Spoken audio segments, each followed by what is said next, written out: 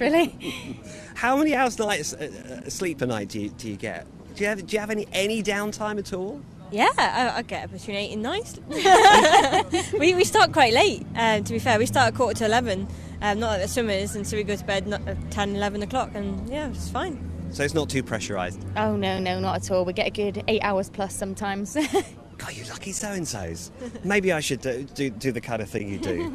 Well, you say you're going to go for the better weather. You've got glorious weather here in Plymouth at the moment. Being a Plymouth girl, Tonya, looking up at the big screen here in the piazza, lots of people will be here, hopefully, when you're diving and be watching you on the big screen. Will that be going through your mind? I mean, will you be thinking about home?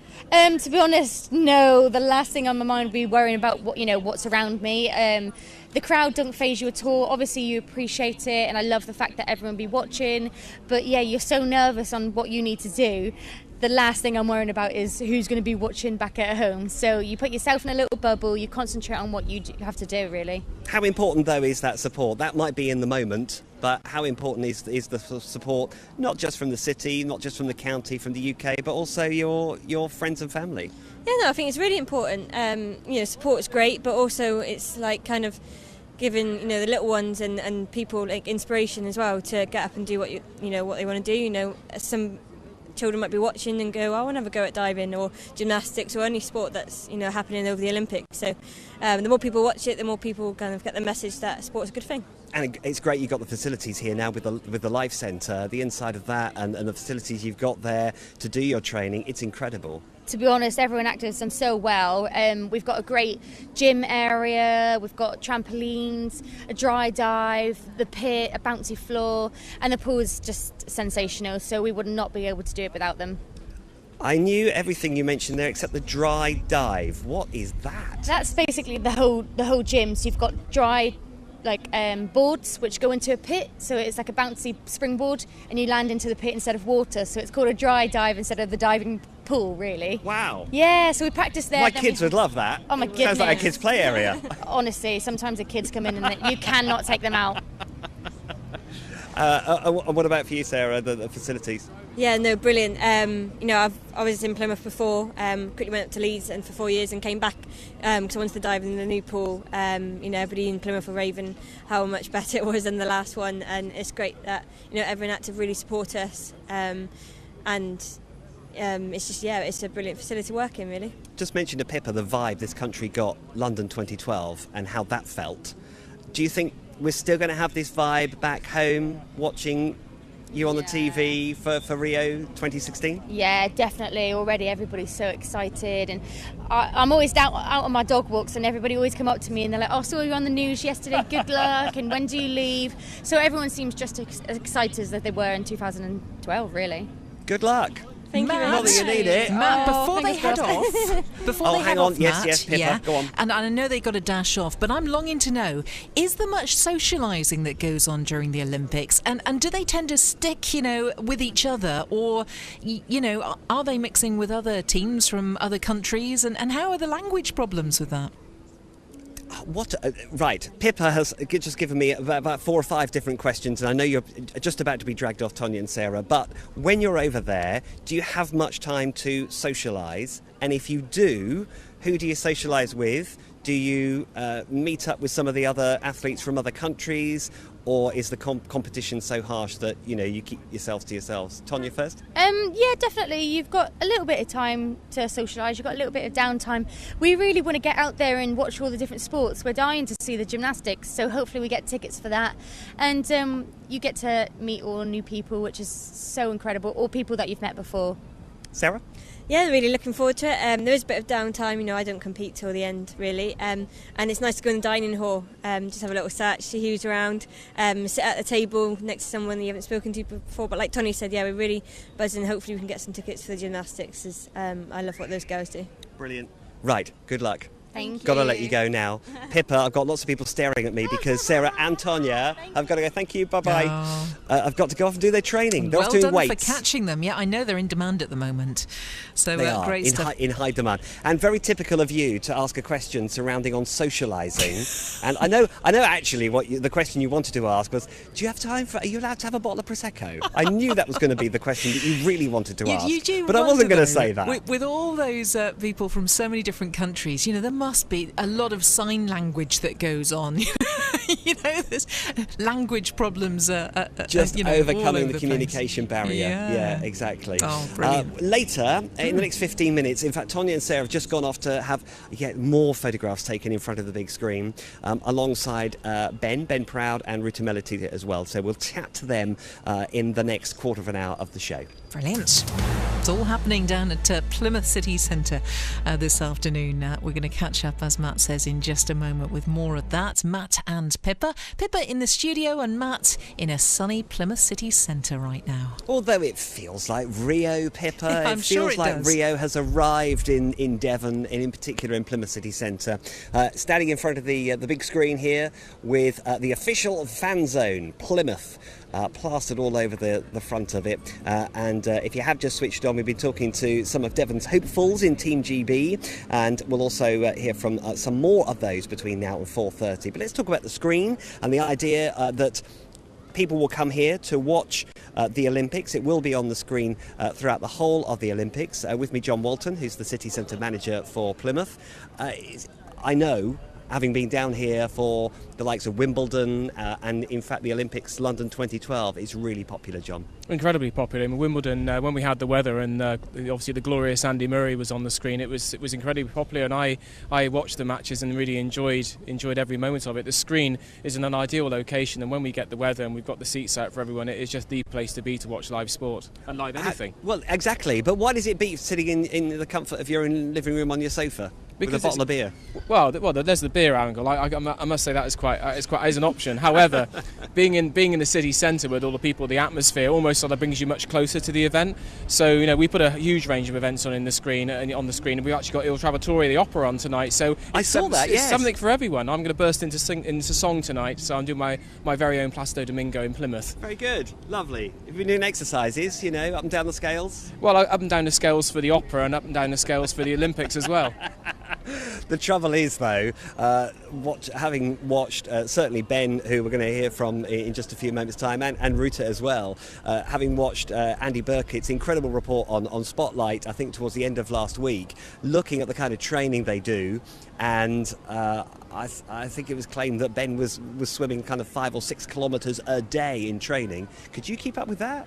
I could do a couple of lengths of the bath. I think what those guys put themselves through is absolutely phenomenal. Their dedication. I mean, Ben was just saying to me there that it's just like a job. Well, my city centre manager job is hard, but that takes it to another level. So their dedication is incredible. We wish them all the very best, and I just hope as many people as possible come down to the city to watch them fly the flag for Team GB. Absolutely wonderful. How big's your bath?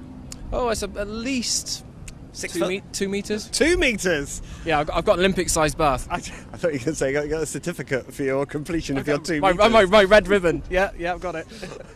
I'll raise you a cycling proficiency badge. Absolutely. Yeah. Thank you, John. Also here, Pippa, is Councillor Glenn Jordan, who is responsible for this. The screen comes under your remit. Is that right, Glenn? Yeah, all sport and culture comes under my portfolio as well. I'm going to say, and it's amazing that we've got this. We're only one of 9 sites in the country that's got official fan zone, and it just shows the importance Plymouth is playing in the region. And the great thing is, as has just been highlighted, we've got lots of hopefuls from this area that we'll be able to watch on the screen too. Definitely. I'm going to say we've got 4 athletes that have come down here, and it's not just British athletes. Ruta is here. We've also got a couple of other athletes who train in the city up at the Live Centre, which is a fabulous facility. Who are hoping to be selected for their home countries as well. So we could have a really good, strong Plymouth team in Rio. And it'd be great to watch them on the screen when the time comes around. John was just saying there, but when you get the chairs out for the likes of Wimbledon, will there be chairs out here? People can come and sit, and I guess people who work in the area, when they get to their lunchtime, they can come out and watch it? Yeah, definitely, and that's the whole idea. It's about that communal watching like we do with Wimbledon and other things. It really adds to the atmosphere. And also what we're going to be having as part of the Fanzone is an opportunity. We're inviting clubs down to promote what they do, to try to get people to involved in sport, because it's great to watch these elite athletes and their dedication and their commitment to what they do, and going to the Olympics. They are the best of the best, but it's also about grassroots as well, and maybe getting people to get involved and having a go, because sport is fun. And not just for the young either. No, I'm going to say a friend of mine... Well, John with his swimming across his bath. Yeah, I'm going to say a friend of mine once told me that today's golfers are tomorrow's bowlers and yesterday's footballers. So sport is everybody. I once met a lady who's still bowling in her 90s. So I'm going to say, so as well as young in school, I'm going to say you can still be playing sport up to any age. Glenn, John, thank you. I know you're important, but these two over here are slightly more important. Would you agree? Oh, definitely. Okay, well, let's bring in Ruta and Ben, as we've already been talking about. Great to see you, and great to meet you as well. Ben, let's start with you. Glenn and John have just been talking about this whole Fanzone area here. You're down here helping them launch it for half an hour. But as I mentioned to Tonya and to Sarah, you've got quite a heavy training schedule. How do you fit all this other stuff in? It doesn't come by that often. I mean, Olympics is every 4 years, so the amount of media we actually do is limited. So it's quite easy just to come along every now and then and help out, because the support that we get from the crowds in Plymouth and everyone around is unbeatable. So just to give that a little bit back that's all we can do. You're at university as well, aren't you? Yeah, I'm at Plymouth University of St Mark and St John. How are you balancing your training, stuff like this? I guess you have a home life of some kind, a social life? Somewhat, yeah. I mean, Marjon's been amazingly flexible with my studies, so allowing me to focus 100% on my swimming. And, swimming's just like a full-time career. You get in, you do the job, and we're working towards something. So, it's become part of my life now, and it's been great. And what about for you, Ruta, in Plymouth City Centre here? And obviously not in the Team GB outfit, because that's not the country you're representing. How do you get on with everybody else here? We just get on just as well as any. I mean, it doesn't matter the nation we're in or we're representing. But we're all from Plymouth, and so Plymouth is my second home. So just having this amazing group of people and these amazing athletes representing Plymouth with me is just awesome. And a lot of support in this area. It's just incredible support. Looking at the big screen as well. I know you've been here for the last half an hour, and there'll be people here cheering you on as well, watching you on the big screen. But talking to Tonya and Sarah, they're not going to be thinking of people back home. What will you be once you get to Rio? What will be going through your head? I think we'll probably be focusing on my race more than anything, and just really will try and get my head down and stay as focused as I can throughout the whole competition, and just really do my job, do what I've been practicing for those 4 years, and then after, obviously, I'll definitely think about people that back at home, people in Plymouth and their sport. But I think it's definitely good for me and for all the athletes to just really focus on their performances and don't get too distracted from anything. Even though the support is nice, they still have to be sort of contained within ourselves. So I remember London 2012, and after London 2012 we had lots to celebrate. The country was feeling really good about it, the fact that it was held here in the UK. Ruta, it was when I first heard about you, and I think within even with my work colleagues and my friends, it's like, hang on a minute, what she trains in Plymouth? And it first became apparent that you had the connection with our area. But the questions afterwards, along the lines of, well, what about then Rio 2016? It felt such a long way off. And now, here we are in 2016, and it feels like the last 4 years has gone in a flash. Would you agree, Ben? Yeah, definitely. I mean, as you said, the past 4 years have gone by so quickly, but yeah, so much has changed. You know, it's 4 years to an athlete is like, it could be a difference of going to the Olympics or not. So all it's been the past 4 years is just trying to keep our head down and training as well as we can to get the right performances in about a month's time. So yeah. Now, just before we finish, one last question. I know my colleague Andy Burkitt from BBC Spotlight spent a lot of time with you when you were doing some training at the Life Centre last week, potentially the week before. You swim miles and miles every day in training, and Ben, I know you've had some of your friends come up to you about that. Yeah. I mean, we have to put in the work, and swimming's not a natural sport to humans, so we have to do that extra little bit. So I mean, we do thousands of kilometres a day, and that adds up during the week and adds up during the year. So, like when we tell people, they go a bit confused because it doesn't sound right. But what about you, Ruta? Yeah, like Ben said, it's just part of what we do, and those big mileages are normal to us, and it's just, yeah, like I said, part of what we're doing, part of getting better, and just really, improving ourselves. So. Even though sometimes they're not the nicest meters or not the nicest sessions, we still have to do them and get that work in, and at the end it's all worth it, I think. I'm very envious. I didn't learn to swim until I was 28 years old, and I feel like I've missed out. And if I could ever turn the clock back, I would learn to swim far, far younger. So maybe when you finished at Rio 2016, can you kind of perfect my crawl? Yeah, of course. We'll go in the pool and get some lessons done.